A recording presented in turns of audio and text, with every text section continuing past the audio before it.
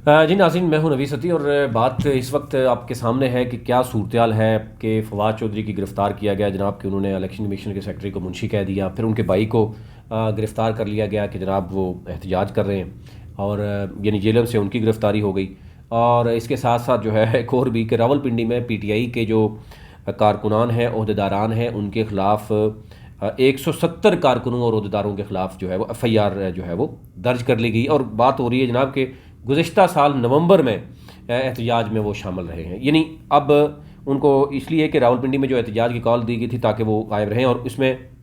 بہت حد تک ہم نے دیکھا کہ آج راولپنڈی میں وہ ایک کراؤڈ جو ہونا چاہیے تھا وہ نہیں، اسی لیے شاید جو ایک خدشہ اور یعنی ڈرایا دھمکایا جا رہا ہے۔ عمران خان نے کہا جی امپورٹنٹ حکومت ان کو کبھی بھی گرفتار نہیں کر سکتی، اور ساتھ ہی انہوں نے کہا جی کہ اہم کارکنوں کو بھی اہم ہدایت جاری کر دی ہے، اور کارکن ان کے رہائش گاہ کے باہر موجود ہے، ڈیوٹی دیں گے۔ چودھری وجاہت کے خلاف آپ نے دیکھا ہوگا کہ دہشت گردی کا مقدمہ درج ہوا ہے، اور کہا گیا ہے کہ خاتون رکن اسمبلی کو انہوں نے اغوا کیا۔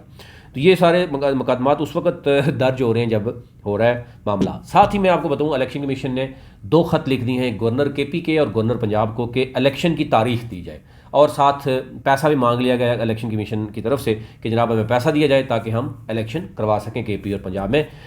جو ماحول بن رہا ہے، جس طریقے سے چیزیں چل رہی ہیں، وہ لگ یہ رہا ہے کہ الیکشن جو ہے وہ ڈیلے ہو رہے ہیں، اور اس کے لیے ہر طرح کی حکمت عملی استعمال کی جا رہی ہے۔ اب دیکھنا ہوگا کہ حکومت الیکشن سے بھاگے گی یا الیکشن کروانے کے لیے میدان میں اترے گی، یہ کچھ بھی کہنا قبل از وقت ہے۔